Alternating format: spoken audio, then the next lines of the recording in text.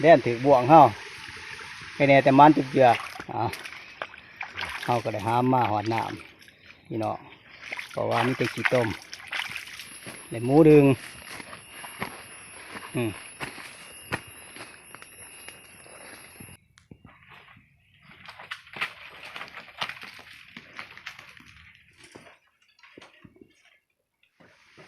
พี่น้องเฮามาแล้วได้ผ่านหน่อยเฮาเพิ่นได้แล่นแล่นถือบ่วงเฮาให้แน่แต่มันจุกเจือจะได้ไปถือล้างไรล่ะล้างหางบ้างนึงเนี่ยบ่หางเซมินเห็นบ่โอ้มันมากก่อนมินเฮาบ่เจอได้เดือนด่ะตั้งแต่เฮาครัวมาพุ่นเท่าไหร่ให้แน่แต่โศกปากจุกเจือได้จักโลประมาณ4 โลกว่ายามเบิดล่ะบ่แถวนู้นเบิดวันนี้เฮาสิขึ้นทั้งปลาไหลบัดนี้บ่วงเฮาทั้งปลาไหลกับบ่หลายดอกบ่วง7-8ลังไปหาเมียขึ้นไปทั้งปลาไหลเฮานี่ทั้งในบ้านผู้ที่3เฮาเอาออกก้อนเตี้ยนั่นทงเขาทงอันนั้นจ้ะ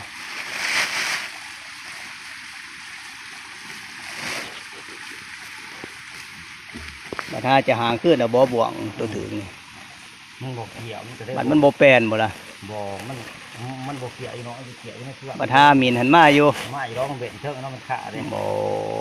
คือว่าล่ะของแต่ขอสิไปพาไปจนเบิดของนี้มันถึงแดดเท่าก่อนเนาะ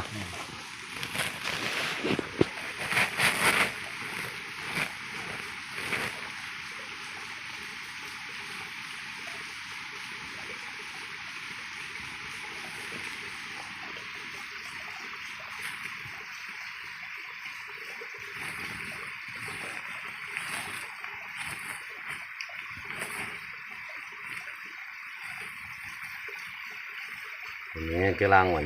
ยังตะเบือนั่นบอกยังตะเบือปลาไหลบ่หลายดอกบ่วงรัดใหญ่กับประมาณ7-8ลังบ่วงหมิ่นเฮาห่างใส่กกหมักใหม่หัน3ลังทางเฮาก็ได้ขึ้นมาหอดบอลผ่านบ่วงเฮาบอลปลาไหลล่ะเฮาก็ยามแถวทางขึ้นแถวสวนมันเฮาพยายามมาเวิร์ดตอนเฮาอยู่ได้ผ่านเทิงเขาไปหาทางในผ่านหน่อยเฮาเพราะว่าเพิ่นยัดหมูอยู่ในพุ่นนี่พี่น้องเอามาหอดในผ่านหน่อยเฮาเพราะว่าเพิ่นก็ได้จัดหมู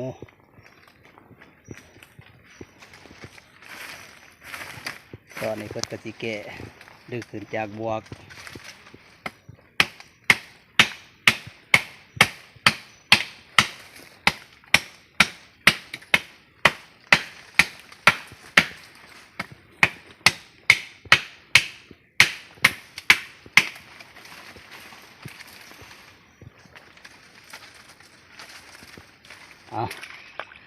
เขาก็ได้หามมาหอดน้ำพี่น้องเพราะว่ามีแต่ขี้ต้มเขาได้ผ้ากันด่างออกเขาก็สิป้าไว้ในน้ำนี่ละก่อนเพราะว่าเขาสิพยายามทั้งเบื้องปลาไหลหันยังโบราณดอกทั้งบ่วงมินก็บ่วงอันนั้นเท่านี่กันยังประมาณมอง4 ลัง5 ลังนี่ละเดี๋ยวว่าเขาก็สิป้าไว้นี่ก่อน3เขาลงมาแต่ยามนี่ตะกี้ต้มเพราะว่าฝนตกเมื่อวานในเสื้อนี่แห้งเติบ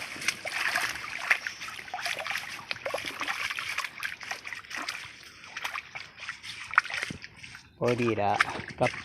โศกเข้าแน่เข้าก็ได้แด่นได้หมูพอเข้าได้จ่างเข้าเกี่ยวเขาเพราะว่าเข้าจ่างเข้าเกี่ยวเขา2 วันไปแน่ตั้งแต่ได้อาหารการกินพอเขาบริเปลืองเป็ดเปลืองไก่แน่เพราะว่าเขาขึ้นมาผ่านบ่วงเขาอย่ามา2 ลังกันให้แน่จะถือจบเจือตั้งเขาเลยผ้ากันแบ่งกันไปยามบ่วงเขาเพราะว่าทั้งในผ้าเขากระถาอยู่ทับนี่แต่ได้ผ้าหน่อยเขาพยายามทั้งเบื้องปลาไหลเพราะว่าบ่วงกับบ่หลายบ่วง3-4 ลังบ่แต่ว่าทั้งใน ผ่านหน่อยเฮาคือจังได้ยินเสียงเพิ่นจัดอยู่เพิ่นเดินใส่อยู่หากว่าจังแม่นได้หยังล่ะเอาทางเฮาก็สิไปหาเพิ่นพุ่นละเอาได้มาหอดทางในผ่านหน่อยเฮาล่ะเพิ่นห้องไกลๆอยู่เพิ่นสิพากันเอามาซองในผ่านเพิ่น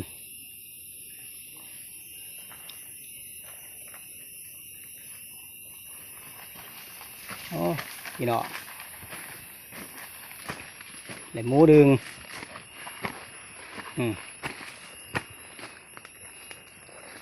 ในพระหรือว่าคือว่าหมูใหญ่สันดอกแต่มันหมูดึงนี่บ่เขาก็เลยเอาลงมาห่อถ้วยละตอนนี้เขากำลังสีฟ้ากันปาดให้แน่แต่ได้อาหารเสริมพอได้ย่างเฮ็ดสินดอดกับคักหมูดึงเขาโตใหญ่เติบตัวดีแหละกะเพรา3ในผ่านเฮาเกียผู้ละคนตั้งเฮาก็เลยพากันอวยลงดะพี่น้องตอนนี้เฮาก็พากันลงผาบนถ้ำเฮาเคยพากินกับปอกาแฟอันดะเคยกินข้าว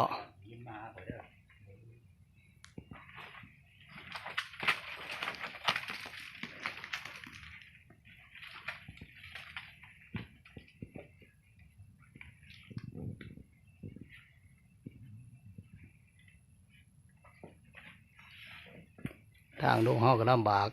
เติบแน่แต่เฮาพากัน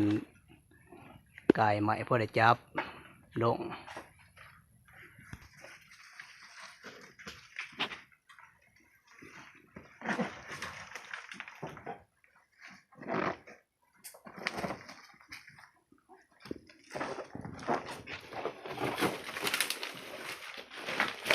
ทางในผ่านผู้ที่2เฮาเพราะว่าเพิ่นบ่ได้ไปผู้เฮิงเติบล่ะเพิ่นว่าเป็นปีแต่เพิ่นบ่ได้ขึ้นผู้ยังเถื่อตะกี้เป็นนายผ่านเก่าแก่ล่ะเพิ่น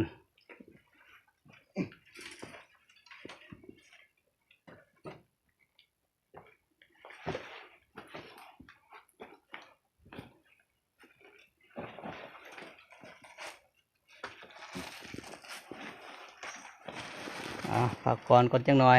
จังยางรุ่งต่อ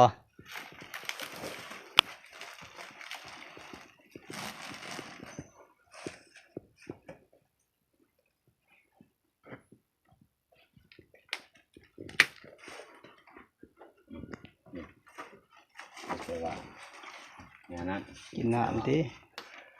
บัดเขาเฮาโอ๊ตไปกินอยู่หน้าคุณดาโอ๊ตเอา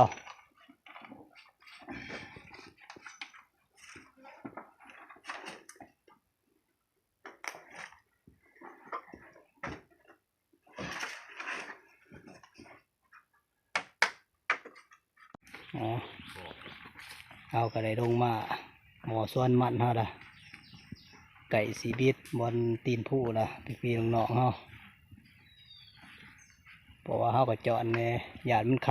ำหอดบนลานกุ้งเหนียวเฮาบนดอนเฮาเคยนั่งพกผ้านเพราะว่าเฮาเคยไล่รอนนี่เดี๋ยวจะน้อยหอดคิ้วรถเฮาหอดดินเพียงในตอนนี้ทั้ง3ในผ่านเฮาก็ได้มอหอดแถวหน้าล่ะหอดเที่ยงหน้าล่ะให้แน่แถวขืนผู้เฮามานจุบเจือพี่ๆน้องๆเฮาพอได้จ้างเข้าเกี่ยวเขามืออื่นเพราะว่าพ่อให้มันเดี่ยวสิไว้แน่เอามือนาพุ่นละพี่ๆน้องๆเฮาจังไปดุนกันต่ออีกในตอนนี้สิได้จากลาไปก่อน